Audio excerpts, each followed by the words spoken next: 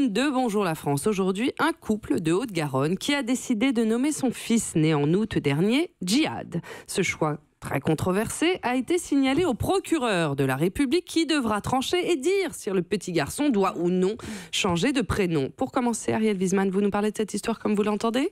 Oui, alors comme je le disais à mon amie Anna Carcis lors d'un dîner chez Bécassine Berthier, je lui disais, Anna Carcis, tu sais, un prénom, c'est comme un tatouage. Il faut faire gaffe à ne pas être bourré au moment du choix. Les deux, ayant des parents alcooliques, éclatèrent en sanglots. Et le dîner, qui avait commencé avec une salade César, des œufs Bénédicte, des noix de Saint-Jacques et un Julien de légumes, enfin c'est comme une julienne, mais en plus mec, quoi, se termina par du pain perdu mouillé de larmes. Et pourtant, il y avait une poire belle Hélène au menu. Oui, et même un baba au rhum, en hommage à un très grand présentateur télé.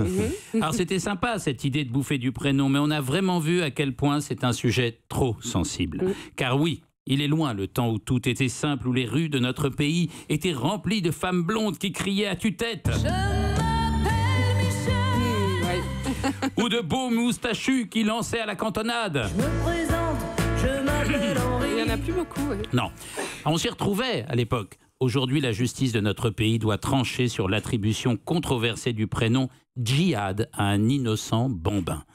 Djihad, pour le cas où vous auriez passé les 10 dernières années dans une boutique de peluche ou en couple avec Edoui Plenel, c'est le nom arabe de la guerre sainte, qui est tellement un combat spirituel contre soi-même, un effort au sens littéral contre le mauvais penchant de l'ego, qu'il est responsable de la majorité des morts violentes dans le monde depuis un certain nombre d'années.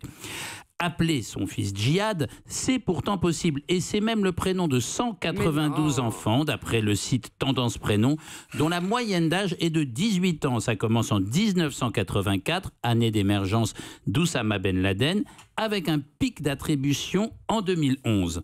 D'après le même site, les gens portant le prénom Djihad veulent être libres, ont besoin de changement, sont créatifs et aiment bouger. C'est pas faux. C'est pas totalement faux. À l'évidence, les gens qui appellent leur enfant comme ça ne manifestent pas de bonnes intentions envers la République. Et on peut même dire qu'ils offrent en cadeau de naissance à leur enfant une magnifique fiche S assortie d'une infamie éternelle.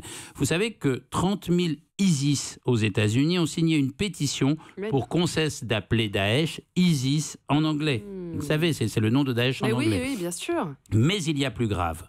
Je voudrais signaler aux parents, sans doute charmantissimes, de cet enfant conçu dans l'amour de l'humanité, que Djihad est un prénom de fille. Eh oui, ce qui n'est pas un problème en soi, mais pourrait le devenir dans le cas du port d'une très longue barbe. D'ailleurs, à ce propos, est-ce que croisade, c'est masculin ou féminin ? Je sais pas. Je sais pas s'il existe d'ailleurs des croisades. Europe 1.